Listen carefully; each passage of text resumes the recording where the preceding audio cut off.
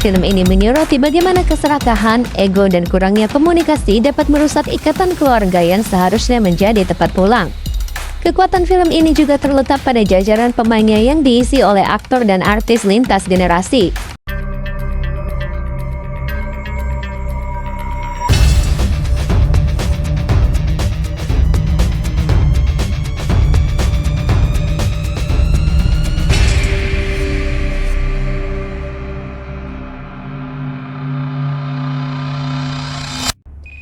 Halo semuanya, selamat datang di Bintang 5 Channel dalam program acara Movies, Movie Inside Story, di mana program ini akan selalu membahas film dan juga drama dengan analisis mendalam dan sudut pandang yang berbeda. Jika ini pertama kalinya kamu mampir, jangan lupa untuk subscribe karena di sini kita tidak akan hanya menonton cerita, tetapi kita juga akan menguak sisi lain yang ada di baliknya. Film Titik Bunda di Surgamu menjadi salah satu film drama keluarga Indonesia yang mulai mencuri perhatian publik. Digarap melalui kolaborasi RRK Pictures, Spectrum Film, dan Festival Pictures, film ini mengangkat konflik keluarga yang terasa dekat dengan kehidupan sehari-hari, yaitu hubungan anak dan orang tua, kesalahpahaman, serta luka batin yang sering disimpan terlalu lama.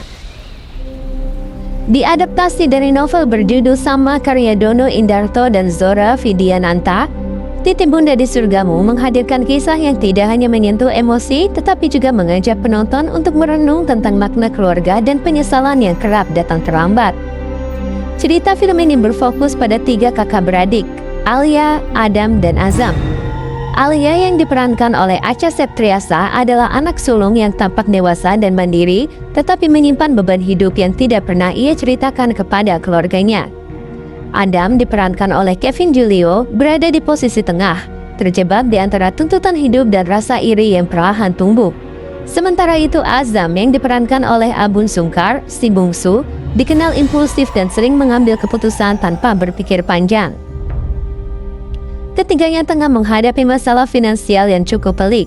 Dalam kondisi terdesak, muncul ide nekat yang seharusnya tidak pernah terlintas, yakni merampok simpanan uang milik bunda mereka sendiri yang selama ini mereka anggap terlalu pelit dan tidak peduli pada kesulitan anak-anaknya.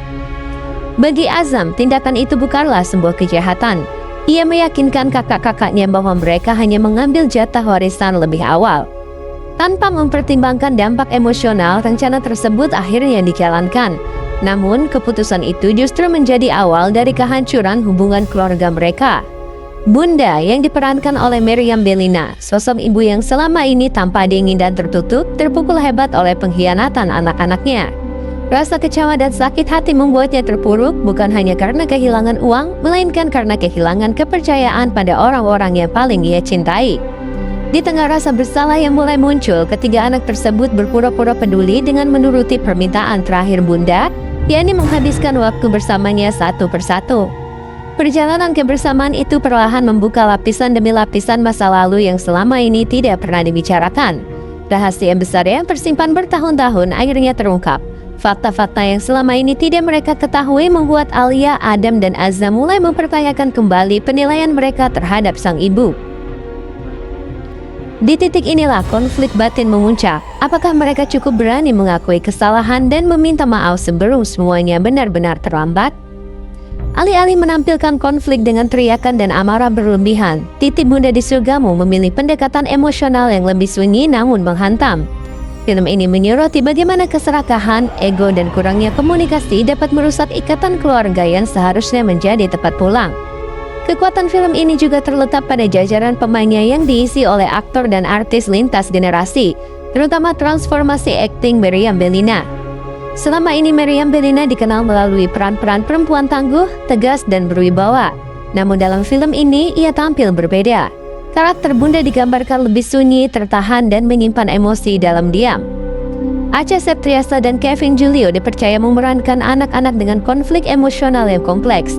Sementara kehadiran Ikang Fauzi, Asri Welas, serta Zora Vidianata turut memperkaya dinamika cerita. Film Titik Bunda di Surgamu mulai menjalani proses syuting pada Juni 2025 dengan lokasi pengambilan gambar di kawasan Semarang.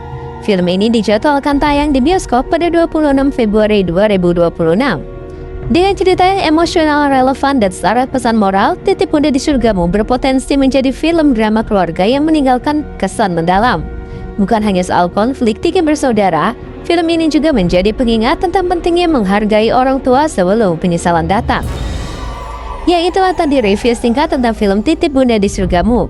Terima kasih sudah mengikuti review ini sampai akhir. Jika kamu menikmati pembahasannya, jangan lupa tinggalkan like, komen, dan juga tekan tombol subscribe agar kamu tidak ketinggalan review drama dan film terbaik lainnya.